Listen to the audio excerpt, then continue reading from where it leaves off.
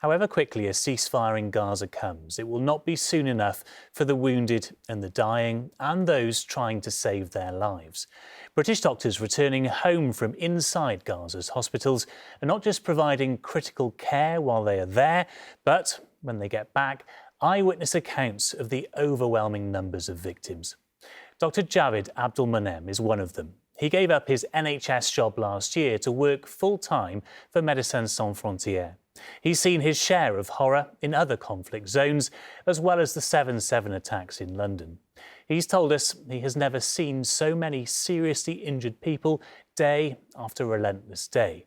Dr. Abdelmoneim is just back from Nasser Hospital in Khan Yunis, one of the few in Gaza still just managing to function. He spoke to Martha Fairley about what he witnessed, and his account is, as you might expect, upsetting. Strain is too much. We need it to stop. This is the end. There is nowhere else to go if Nasser has to close, and we are at breaking point. For 2 months, Dr. Javid Abdelmoneim witnessed the chaotic flow of casualties through Nasser Hospital's emergency room. I'd worked in Syria, I'd worked in Iraq, I've worked in Sudan, I worked in Ukraine, Tigray wars. This is my 7th war. But mass casualties on this scale, on this frequency of civilians is entirely new to me and unique. Here it's 70, 115, 135, 189, 265, just in July. The sheer mass of civilians injured and killed by relentless Israeli airstrikes is like nothing he's ever seen before. It doesn't compare. I worked in emergency medicine in the UK, and I was working through the Westminster Bridge and London Bridge and 7/7 terror attack.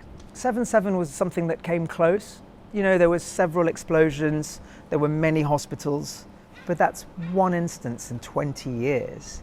I had 4 bigger instances in 9 days in a hospital that's working in a system that's on its knees, supplies, fuel, staff. On the 8th of June, 2 days after he arrived in Gaza, the rescue by Israeli forces of 4 hostages who'd been held captive by Hamas made international headlines. But at hospitals including Nasser Medical Center, casualties from the operation, some of them children, were flooding in. The mass casualty that day was hundreds of people. And one was a young girl, burnt head to toe.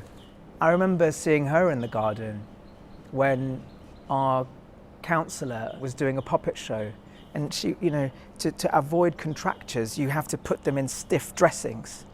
And she's a tiny child in stiff dressings like this, watching this puppet show. And my heart breaks for that untold story. The injustice of having collateral damage of that nature.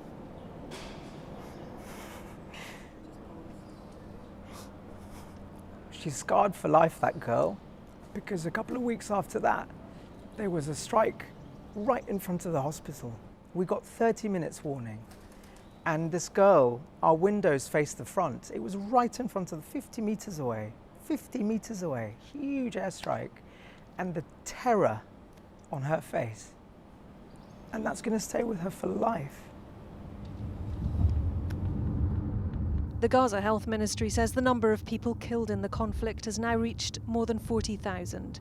From what Dr. Javid saw and filmed while he was there, he believes the true figure is much higher. I really want the world to guard against the normalization of that. It's not normal. It's not normal. It's not acceptable. And in these mass casualties, the other thing that was different was, apart from the sheer number and the sheer number of children, there were also, again, the one on the 13th, the second wave were healthcare workers, ambulance men in their uniforms, 15, 20 of them, after the first wave. What does that mean? Have they been hit? Have they been attacked? Well, they've been injured. And while international journalists can't enter Gaza to verify firsthand what is happening, Dr. Javid's calling on the Prime Minister to intervene and stop the killing. When will enough be enough? There is no more to say. It's happening in front of everybody. We're all watching.